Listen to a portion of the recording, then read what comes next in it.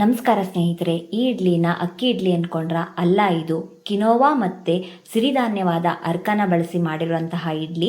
ಬೆಳಿಗ್ಗೆನೆ ಕಿನೋವಾ 1 ಗ್ಲಾಸು, ಅರ್ಕ 1 ಗ್ಲಾಸ್ನ ಚೆನ್ನಾಗಿ ಒಂದು 2-3 ಸತಿ ತೊಳೆದು ನೆನಾಕಿಟ್ಟಿದ್ದೀನಿ. ಒಂದು 1/4 ಗ್ಲಾಸ್ ಆಗಷ್ಟು ಉದ್ದಿನಬೇಳೆ, 1/4 ಗ್ಲಾಸ್ ಆಗಷ್ಟು ಅವಲಕ್ಕಿ ಮತ್ತು 1 ಸ್ಪೂನ್ ಮೆಂತ್ಯ ಹಾಕಿ ನೆನಾಕಿಟ್ಟಿದ್ದೆ.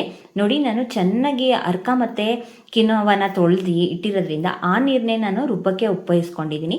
ಸಂಜೆಗೆ ರುಬ್ಬಿ ನೋಡಿ, ರಾತ್ರಿ ಎಲ್ಲ ಫರ್ಮೆಂಟೇಷನ್ಗೆ ಬಿಟ್ಟಿದ್ದೆ. ಬೆಳಗ್ಗೆ ನೋಡಿ ತುಂಬ ಚೆನ್ನಾಗಿ ಉದುಗ್ ಬಂದಿದೆ.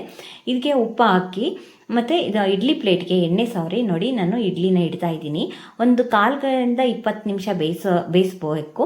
ತುಂಬ ಚೆನ್ನಾಗಿ ಬಂದಿದೆ, ಎಷ್ಟು ಸ್ಮೂತಾಗಿ ಬಂದಿದೆ ಇಡ್ಲಿ.